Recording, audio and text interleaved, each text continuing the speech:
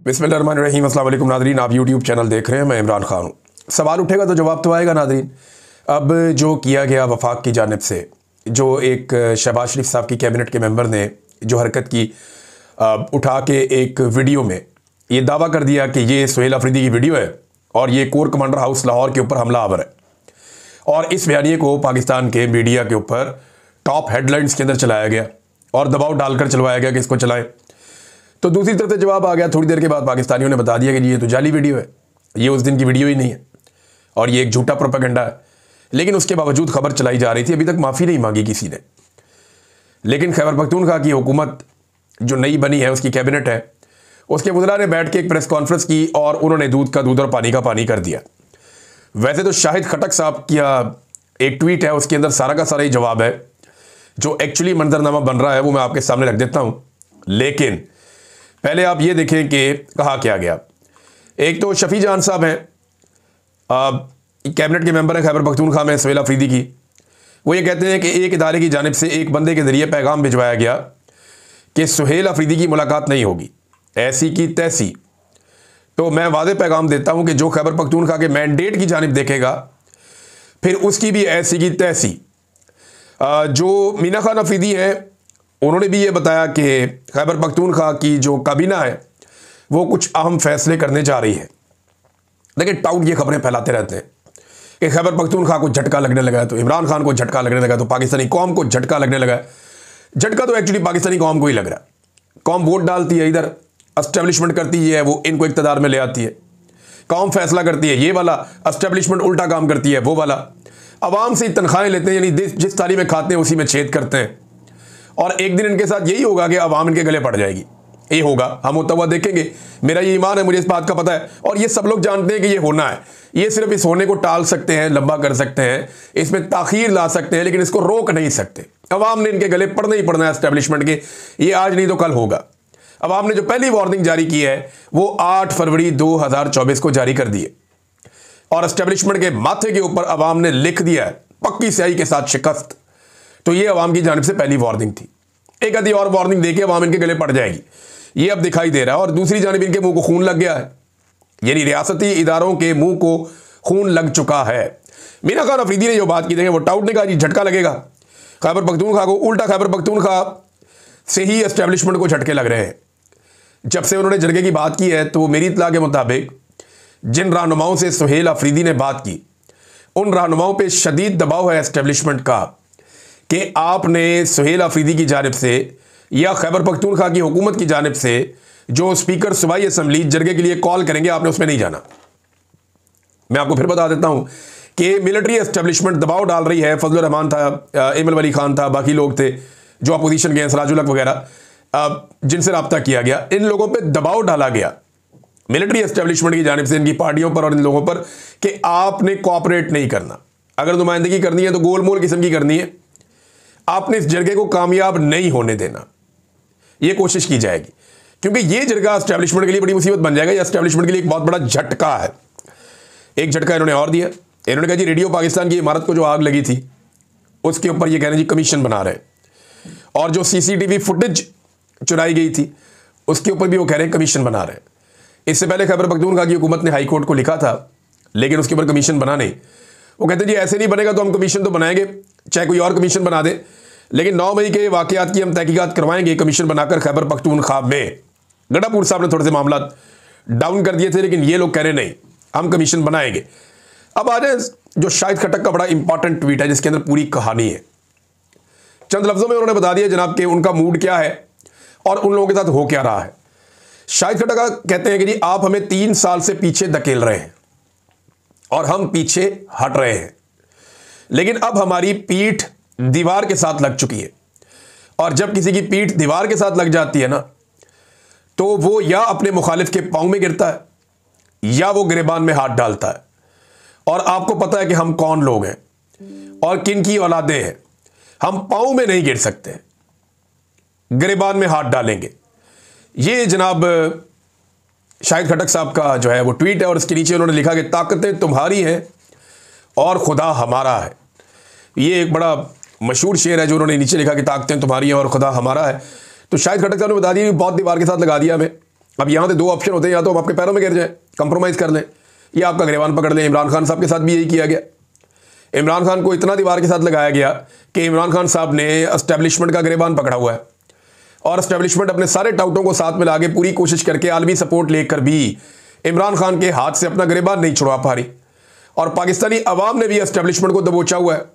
अब कभी वो आईनी तरमीम करते हैं, कभी वो कुछ और करते हैं, कभी खून बहा देते हैं, लोगों का कत्लेआम करते हैं, चादर और चारदीवारी का तकद्दुस पामाल करते हैं, लीडर को जेल में डालकर 2.25 साल तक ना उसकी तस्वीर बाहर आने दी, ना उसकी वीडियो ना ऑडियो बाहर आने दी। ये इस एस्टेब्लिशमेंट ने किया पाकिस्तानी अवाम के साथ। लेकिन ये खुद बहुत बुरी तरह फंस गई है, बहुत बुरी तरह जकड़ी गई है। तो ये शाहिद खट्टर का पैगाम है ना, ये बड़ा क्लैरिटी लेकर आ रहा है। नाज़रीन, आपसी इख्तलाफात के बावजूद, यानी हामिद खान ग्रुप में और ILF के अंदर जो आपस में समझौता नहीं हो पाया, वो आपस में चीज़ें तय नहीं कर पाए, इसके बावजूद जो बार कौंसल्स के इंतखाबात हैं वकला के, उनमें हैरानकुन कामयाबी मिली है इमरान खान साहब के हमायती उम्मीदवारों को। यानी हैरानकुन है, गैर मामूली कारकर्दगी है जो इन्होंने दिखाई है। और अगर ये आपस में मिलकर सही तरीके से इलेक्शन लड़ते तो ये इस निज़ाम को बहुत बदतरीन शिकस्त दे सकते थे। अभी भी रिजल्ट आ रहे हैं, हतमी रिजल्ट आएंगे तो हम बता पाएंगे कि क्या हुआ, कैसे हुआ, किस हद तक हुआ। लेकिन जो अभी रिजल्ट आ रहे हैं उनमें गैर मामूली कामयाबी, यानी जिसकी तवक्को नहीं की जा रही थी, उस लेवल तक कामयाबी हासिल की पाकिस्तान तहरीक इंसाफ के हमायत याफ्ता उम्मीदवारों ने, जो एक बड़ी बात है, ये छोटी बात नहीं है। नाज़रीन, अब नवंबर का महीना है तो आपको पता है कि नवंबर की टेंशन सबको लगी हुई है। रोज़ाना एक नई खबर लॉन्च कर दी जाती है ताकि असल मामले से तवज्जो हट जाए। देखिए, अगर 27वीं आईनी तरमीम हो गई और आसिम मुनीर साहब को मन मर्जी की एस्टेब्लिशमेंट को कंट्रोल करने की दोबारा सलाहियत मिल गई, यानी वो एक्सटेंशन भी उनको मिल गई, 27वीं आईनी तरमीम भी हो गई, अगर ये मनमानियाँ हो गई तो फिर याद रखिएगा पाकिस्तान में जमहूरियत नहीं बचेगी। फिर आप पाकिस्तान में जमहूरियत को भूल जाएं, एस्टेब्लिशमेंट जैसे चाहेगी हुकूमत अता करेगी और पाकिस्तान को आइन और कानून के बजाय चंद अफराद की ख्वाहिशात पर ही चलाया जाएगा। रियासती इदारों के मुंह को मैंने आपको बताया पहले ही खून लग गया है, और इसके बाद हकीकी अवामी इनकलाब के अलावा ना सियासतदानों के पास कोई रास्ता बचेगा, ना ही अवाम के पास कोई रास्ता बचेगा। और ये एक बात मेरी आप याद रखिएगा कि पाकिस्तान तहरीक इंसाफ इस आग में नहीं चलेगी मुस्तकबिल में, और ये बहुत जल्दी आप देखेंगे पीपल्स पार्टी और PMLN वो ये जो कुछ भी होने जा रहा है ना, इस सबको फेस करें। मैं आपको दोबारा कह रहा हूं कि आज जो कुछ भी हो रहा है, बज़ाहिर पाकिस्तान तहरीक इंसाफ इसके रास्ते में खड़ी होकर इसको रोकने की कोशिश कर रही कि हम इसे रोकेंगे, ये नहीं होने देंगे। लेकिन याद रखिएगा कि जब ये निज़ाम पूरी ताकत पकड़ लेगा और पूरी तरह से जमहूरियत तबाह हो जाएगी, तो पीपल्स पार्टी और PMLN इस आग के अंदर चलेंगे और वो भी इस लड़ाई का हिस्सा बनेंगे। देखिए, उस वक्त फिर कोई और रास्ता नहीं होगा ना, रास्ता होगा ही नहीं कोई और। उस वक्त आपको इनकलाब लाना पड़ेगा, अवामी ताकत इकट्ठी करनी पड़ेगी, और फिर ये काम होना ही होना है इस मुल्क पे। आज नहीं होगा, 2-4 साल 5 साल बाद हो जाएगा। हो सकता है कि उस वक्त यही सिस्टम मौजूद हो एस्टेब्लिशमेंट का, हो सकता है सिस्टम तब्दील हो गया हो। इससे बचना है तो इसका एक ही तरीका है कि अवामी मैंडेट का एहतराम करते हुए पाकिस्तान में इंसानी हकूक की जो पामालियाँ उनको बंद किया जाए, ह्यूमन राइट्स जो हैं उनकी वायलेशंस बंद की जाए, आज़ादी इज़हार राय दिया जाए, अदलिया को आज़ादी दी जाए। तो ये सारी चीज़ें अगर पाकिस्तान में की जाए, रूल ऑफ लॉ हो जाए, तो फिर शायद इससे बचा जा सकता है। अदरवाइज बचने का दूसरा रास्ता कोई नहीं है। ये सारे लोग कटहरे के अंदर आएंगे और जल्दी आएंगे, क्योंकि हालात पाकिस्तान के बहुत बुरी तरह से तबाह हुए हैं। वज़ीर-ए-आज़म हाउस में एक ब्रीफिंग दी गई है, बल्कि एक वार्निंग है जो वज़ीर-ए-आज़म हाउस में दी गई है। शहबाज राणा साहब ने इसके हवाले से खबर भी जारी की है, और कारोबारी हजरात गए थे वज़ीर-ए-आज़म हाउस में। उन्होंने जाके वहाँ पे मुलाकात की और वज़ीर-ए-आज़म को उन्होंने वाज़े करके ये बता दिया कि हमारी जो बरामदात हैं वो बहुत तेज़ी से गिर रही हैं। देखिए, किसी भी मुल्क का जो इन्हिसार होता है, पाकिस्तान जैसे मुल्क का, कि पाकिस्तान में ज़र मुबादला है, वो चंद चीज़ों पे होता ना, या तो सयाहत आ जाए पाकिस्तान में, या बहुत बड़े पैमाने पर रेमिटेंसेस आ जाए पाकिस्तान में, या बहुत बड़े पैमाने पर पाकिस्तान में सरमायाकारी आ जाए। ये तीनों चीज़ें तो नहीं हो रही, ये नहीं हो रही। अब एक चीज़ रह जाती है कि या तो आपकी एक्सपोर्ट्स बहुत ज़्यादा बढ़ जाएं, जो चीज़ें आप पैदा करते हैं या बनाते हैं वो पूरी दुनिया में आप भेजें, और इतनी बड़ी मिकदार में भेजें कि आपको ठीक ठाक डॉलर पूरी दुनिया से पाकिस्तान में आ जाए। तो कारोबारी हजरात ने बताया कि जनाब, हमारी जो बरामदात हैं या हमारी एक्सपोर्ट्स हैं वो बहुत तेज़ी से गिर रही हैं, बहुत रफ्तार से नीचे जा रही हैं लगातार। इमरान खान साहब के दौर में बहुत पीक पे चली गई थी, अब बिल्कुल नीचे जा रही हैं। नई सनतें लगने की बजाय पुरानी सनतें पाकिस्तान में बंद हो रही, ये बताया गया उन्हें। गैर मुल्की सरमायाकार मुल्क से भाग रहे हैं, आप कुछ करें, अभी कुछ ना किया तो बहुत देर हो जाएगी, ये शहबाज शरीफ को बताया गया। और अब एक फार्मूले पे काम किया जा रहा है कि टैक्सेस को कुछ कम किया जाए। वो 1100 अरब का लगभग बोझ है जो खजाने के ऊपर आएगा कि टैक्सेस को कम किया जाए। पहले ये अपने अहदाफ पूरे नहीं कर पा रहे, IMF इनके गले की हड्डी बना हुआ है, और अब अगर ये टैक्सेस कम करते हैं तो दूसरी तरफ फंस जाएंगे, क्योंकि कारोबार को बढ़ाने के लिए आपको टैक्सेस कम करने पड़ेंगे। लेकिन अगर आपने टैक्सेस भी कम कर दिए, IMF के उसूलों के खिलाफ आप चल पड़े, IMF के साथ आपने फड्डा भी ले लिया, आपने टैक्सेस भी कम कर लिया, और पाकिस्तान में फिर भी सरमायाकारी ना आई और कारोबार ना बढ़ा, बरामदात में इजाफा ना हुआ, तो फिर आप क्या करेंगे? वजह यह है ना कि खाली टैक्सेस तो एक रीजन नहीं है। यह मैं बरतानिया में इस वक्त मौजूद हूं, इस मुल्क में जितने टैक्सेस हैं शायद दुनिया में ऐसे जालिमाना टैक्सेस ना हो, लेकिन लोग ये टैक्सेस देते हैं, यहां पे धड़ाधड़ कारोबार करते हैं लोग।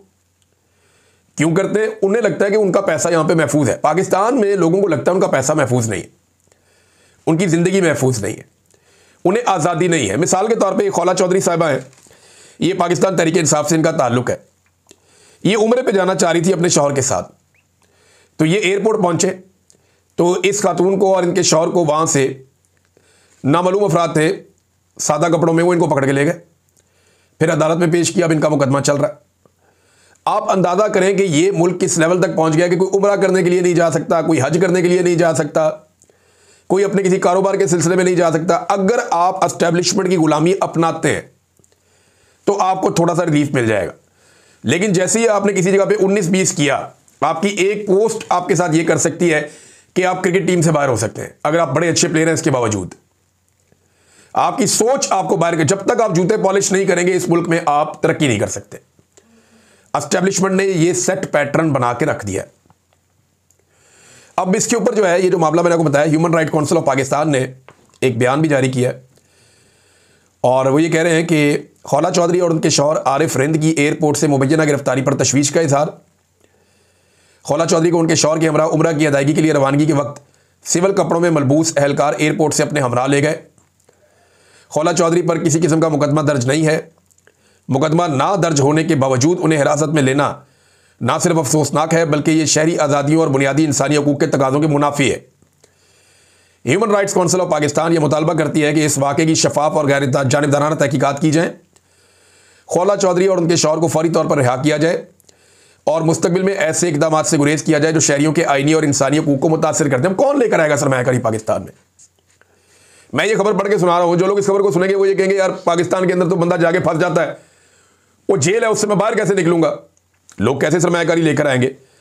तो ये गंद पाकिस्तान में मारा गया, बार बार मारा गया। अब ये कहते हैं जी कि हम थोड़ा सा कुछ टैक्सेस में रिलीफ देना चाह रहे हैं। अगर ये टैक्सेस में रिलीफ देते हैं तो इनका बजट मुतासर हो जाएगा, ये पैसा इकट्ठा नहीं कर पाएंगे, तो पैसा कहां से लाएंगे?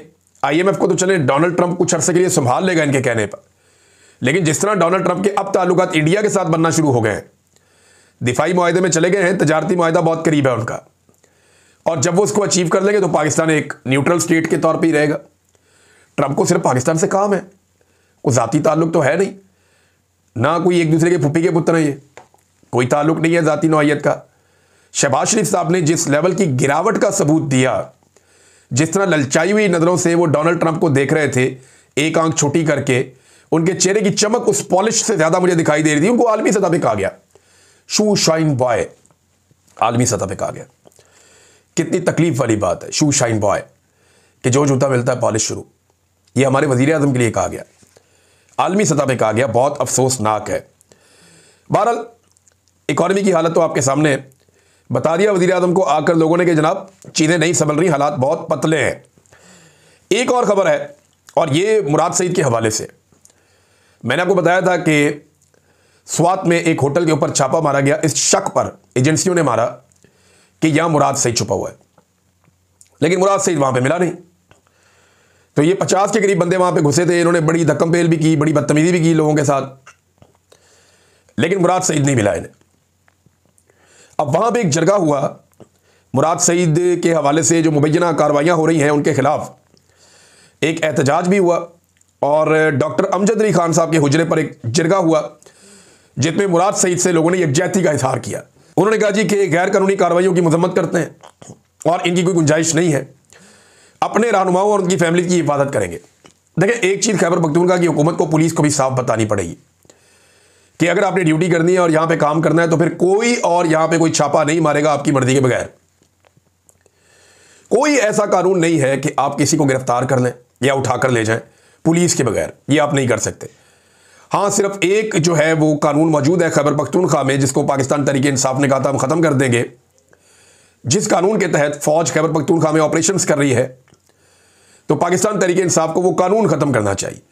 वो ख़त्म कर देगी कानून, तो उसके बाद कोई जवाब किसी के पास नहीं है किसी के ऊपर हाथ डाल देगा। फिर तमाम इख्तियारात पुलिस के पास होंगे।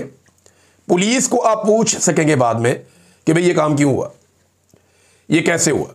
पुलिस फिर रिस्पॉन्सिबल बन जाएगी। तो खैबर पख्तूनख्वा की हुकूमत उस तरफ अभी बढ़ रही है, आहिस्ता आहिस्ता आप चीज़ें तब्दील होती हुई देखेंगे। ये मुझे नहीं लगता कि सुहेल अफरीदी बिला वजह जा रहा है बार बार अडियाला जेल, ये गिनती पूरी कर रहा है।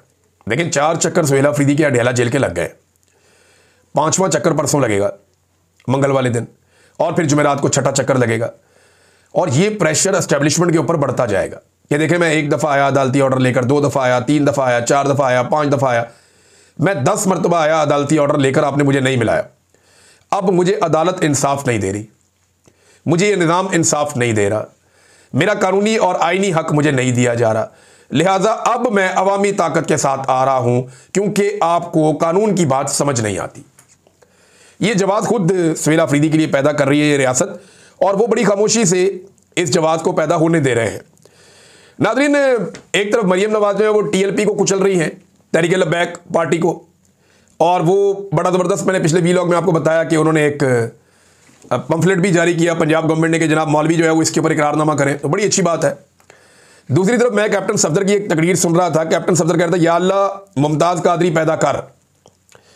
कैप्टन सफदर ने वहाँ बड़ी उछल उछल के तकरीर की है, बड़ी जज्बाती किस्म की मजहबी तकरीर मौलवियों को बैठा के, और जहाद फी सबीलुल्लाह का भी उन्होंने ऐलान किया है कैप्टन सफदर ने वहाँ पे, और अक़लियतों के खिलाफ किया है। लेकिन मुमताज़ कादरी पैदा करने के लिए दुआ बार बार मांगी है। एक तरफ मुमताज़ कादरी के जो बेनिफिशरी है टीएलपी पार्टी, जो ये कहते हैं कि मुमताज़ कादरी की दुनिया से जाने के बाद, उनकी फांसी के बाद, ये पार्टी जो है वो एकदम ऊपर की तरफ आई थी टीएलपी, और उसका इन्हें बड़ा फ़ायदा हुआ था। उनके जनाजे से ये मामला खुल के बहुत बड़ा हो गया था। अब वहाँ कैप्टन सफदर ने ऐसा लगता है कि एक नई टीएलपी बनाने का फैसला कर लिया है, तो मरियम नवाज किसी और तरफ चल रही है, कैप्टन सफदर किसी और तरफ चल रहे हैं। वैसे मुमताज़ कादरी ने किया क्या था, एक गवर्नर को कत्ल कर दिया था, उसकी सिक्योरिटी में था। तो अगर एक और मुमताज़ कादरी पैदा हो गया तो क्या वो मरियम नवाज को कत्ल कर देगा, उसकी सिक्योरिटी में होगा। कैप्टन सफदर चाहते क्या हैं, क्या करना चाहते हैं? मरियम नवाज साहबा को कैप्टन सफदर से पूछना चाहिए कि आप क्या चाहते हैं, आपकी ख्वाहिश क्या है। एक नया मुमताज़ कादरी पैदा कर, तो मुमताज़ कादरी से आपने क्या काम लेना है? यानी वो अपने मुंह से कहता था सलमान तासीर, वो अब इस दुनिया में नहीं है, कि मैं गुस्ताखे रसूल नहीं हूं। वो अपने मुंह से बहुत सारी बातें करता था। उलमा इकराम पाकिस्तान की जो जय्यद हैं, उन्होंने कहा कि नहीं, मुमताज़ कादरी ने ज़्यादती की थी, पाकिस्तान की अदालत ने उसको सजा दी थी। लेकिन यहां क्या हो रहा है, यहां मरियम नवाज का शौहर कह रहा है कि एक और मुमताज़ कादरी पैदा कर। तो किसके लिए पैदा करना है? आसिम मुनीर साहब के लिए करना है, मरियम नवाज के लिए करना है, शहबाज शरीफ के लिए करना है? किसके लिए पैदा करना है एक नया मुमताज़ कादरी? ये कैप्टन सफदर से बुला के पूछा जाना चाहिए, वही इसका जवाब दे सकते हैं। अब तक के लिए इतने, अपना ख्याल रखिएगा, अपने इस चैनल का भी। अल्लाह हाफ़िज़।